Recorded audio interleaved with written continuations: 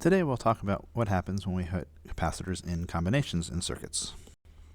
We can draw electric circuits using, of course, something called a circuit diagram. The visual vocabulary of a circuit diagram is pretty standard, with each circuit element represented by some standard symbol. Conducting paths, which are assumed to be ideal, are drawn as lines. That's immensely what wires are. Wires with zero resistance are drawn as lines. We'll talk about what happens when you have wires with real resistance later when we talk about resistance. Capacitors are drawn as a set of parallel lines to echo the idea of parallel plate capacitors, because that's our standard type. So you can see that drawn here. A wire going into a capacitor and wire coming out, and we usually label it with a C and whatever is there. We use this symbol even when the capacitor has some other geometry like spherical or coaxial or even wafer or spiral or whatever. There's lots of different capacitors, but in a diagram they all get represented with that symbol. Technologically, for certain capacitors, it's important that one side is always at lower potential. This has to do with the dielectric that's in them, sort of the chemical that fills the gap between the capacitors. For air gap capacitors, it would never matter. But for other things where you have some spacing between them, and you have some material filling that space, it could depend on the potential you have. So those kinds of capacitors where it matters that one side is always a lower potential are called polarized capacitors, and one so-called plate, the lower potential plate, is drawn as a curve. So here, this would have to be always at lower potential here, which is also marked with a plus, but that's semi-optional. You don't always see that. In assembling a circuit, it's vital to respect that orientation. If you apply voltage of the wrong polarity, the capacitor can heat up and blow out. So you, at the very least, destroy the capacitor and maybe other stuff around it. Usually these are also full of kind of nasty chemicals, so you don't want to be spewing clouds of them out. So the lesson is pay attention to polarity. If you're assembling a circuit, follow the directions. All right, now consider this circuit, which consists of some battery and two capacitors which are initially uncharged, and of course a switch which is initially open. The battery, remember, maintains a constant voltage, and we're being told this is the positive terminal and this is the negative terminal. When the circuit is closed, when the switch is thrown, charge can flow. So we throw the switch here, and we get a conducting path, and now we can have charge which can move where the positive charges, which remember are being pushed out from that, and negative charges are being pushed out from here. So positive charges move here, move along the conduction-free wire, and get here. At the junction, it has to go right or left, and the first charge, remember there's no other charge in the circuit anywhere, the first charge really can go either way, so it just picks one. It doesn't really matter. So we get some little bit of positive charge here. But the next charge, it's of course really been following that charge, but the next charge comes along, gets here, and then says, well, I don't want to go this way because I'm positive charge. I'm being repelled by that positive charge, so I'll go this way until I hit the air gap. And so I get another positive charge here. Of course, the positive charge on, say, this plate is going to kick out a new positive charge here that doesn't want to be near that, and that gets driven along here, and it can't go back up that path, so it goes here back to the battery. All right, it'd rather go this way anyway because this is quote-unquote downhill, and so we end up getting, the negative charge here, and of course the negative charge here, and then it keeps happening. We have a new positive charge come out, and every time it gets to the junction, it goes to wherever it's easier, wherever there's less charge already, and so we start getting the capacitors filling up, and maybe we end up there. Eventually, the plates have lots of positive charge, the upper plates, which repel any new positive charges coming from the battery. And likewise, the bottom plates have lots of negative charge, which are repelling any negative charge coming from the battery that way. Or if you want, they've been stripped of their surplus plus charges. In fact, each capacitor ends up having the same potential as the battery, so that charge will not flow. If they didn't have the same as the battery, in other words, if we were here, if there isn't a pressure pushing back here, then eventually charge will keep flowing. So to stop that, there has to be a backward pressure equal to that. But then if either of these were unbalanced, then the pressure coming in here, they would flow this way. If there was a stronger potential here than here, then charge would flow this way until there isn't. All right, so they will all be in the same potential difference. This particular arrangement is called capacitors in parallel because, 1, 2 parallel lines. The key thing to remember is that elements in parallel always have the same potential difference because you can take an independent path through one of them or the path through the other one. And we know the total potential around will have to be independent of that path. We could replace the two capacitors with a single equivalent capacitor, such that the battery wouldn't know the difference. In other words, swap out the two that were there and put in some new equivalent capacitor. This capacitor should have the same potential difference across it and store the same total charge as the originals, and we want to figure out what capacitor could we put there that applying the same potential difference would give us the same charge. For our actual capacitors, of course, the charge stored on 1 is C1 times V, and the charge stored on 2 is C2 times V, but it's the same V. And of course, on the equivalent capacitor, we would have the equivalent charge is the equivalent capacitance times voltage, but remember these are all the same V, which is why they all have the same symbol. The key bit is the total charge that leaves the battery has to be the same in both cases. We want the battery to not know. So if 5 coulombs went in the first case, then 5 coulombs has to go in the second case as well.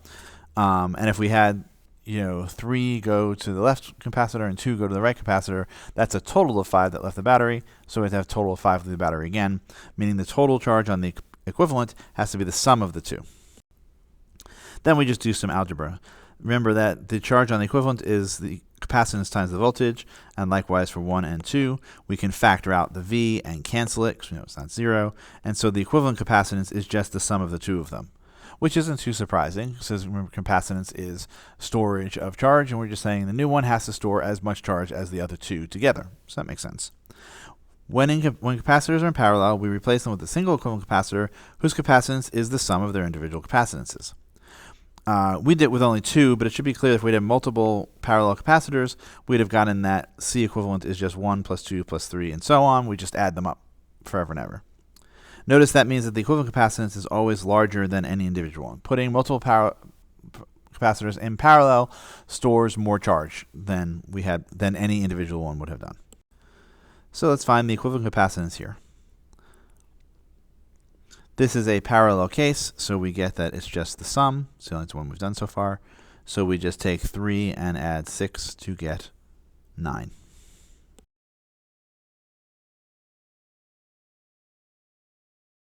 All right, the other basic configuration would be capacitors in series.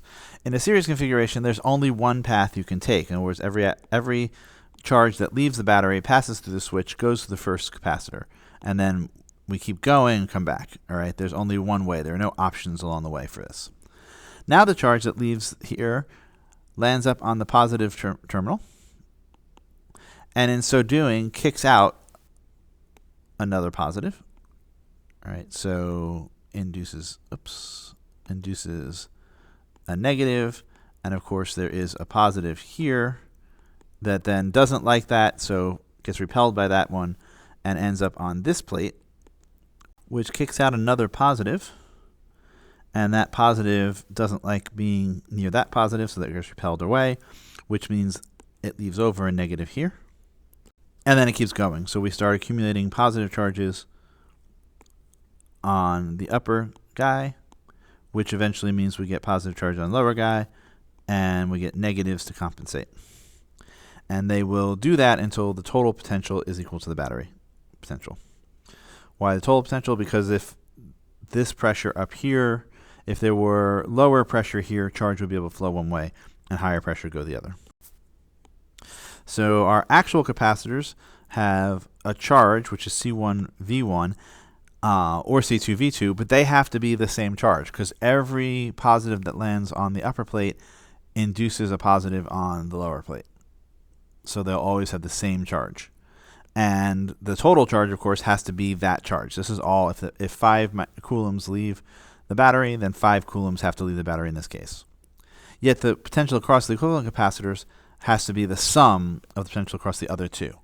Has to be that we don't know, when we go all the way around the circuit, we don't know that we replaced it. So V on our battery has to be the sum of these two. Since V is the sum, but V is the charge over the capacitance, we look like this. It's the same charge, so we cancel it out. And we get this kind of unusual but relatively common thing where now the capacitors add inversely. All right, that is the inverse of the capacitor that adds the way we'd expect. That 1 over C is 1 over C1 plus 1 over C2, etc. You can hopefully convince yourself that means that the equivalent capacitance is always lower than any individual capacitor. Putting capacitors in series means you store less charge.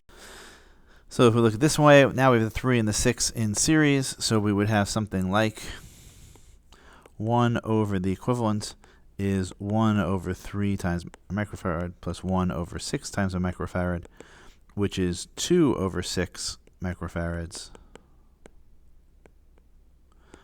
which is 3 over 6 microfarads, of course. So 1 over the equivalent is 1 over 2 microfarads. Invert both, and we get the equivalent capacitance is 2 microfarads.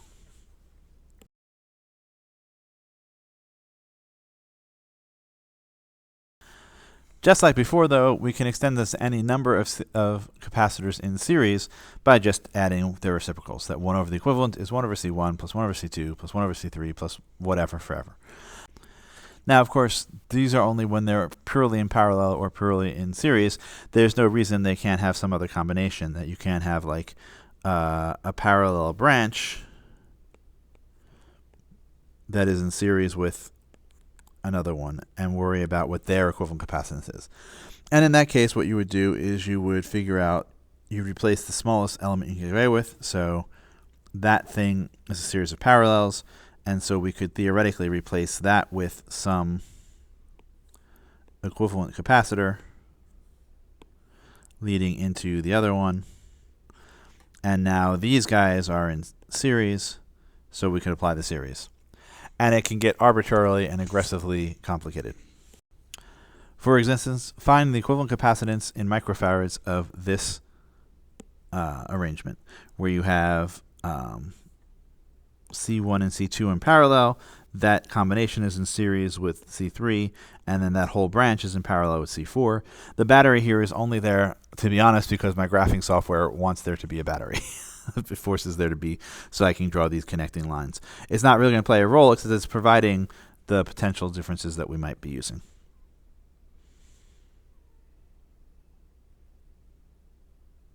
All right, C1 and C2 are in parallel. So I can just add them. So our 2 and our 4 become 6. So now we have, in this circuit, we would have 6 microfarad in series with a 2 microfarad. That first equivalent capacitance is in series, so they add inversely. And our new capacitance, which I'm calling CE2, is 1 over that is 1 over CE1 plus 1 over CE3. 1 over 6 plus 1 over 2. 1 over 2, of course, is 3 over 6, so it's 1 over 6 plus 3 over 6. So 1 over the equivalent 2 is 4/6 over a microfarad. So we invert again, we get 6 over 4, or 1.5 microfarads. So CE2 is 1.5 microfarads.